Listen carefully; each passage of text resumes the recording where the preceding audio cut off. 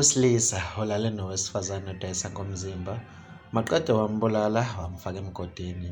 Mbukela-ke ngikubingelele kanti engikuphathele zona kuleli hora zimi kanje. Owesilisa kade ethenge usisi odayisa ngomzimba, walale naye ubusuku bonke, kwathi ekuseni sekumele akhokhe.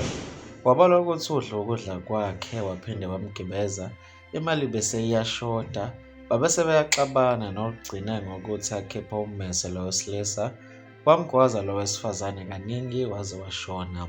Ubese wamphosa kulo mgodi nokuthenga ukuhamba kwesikhathi. Wabese wazinikela emaphoyiseni lo mlisa, wachaza konke.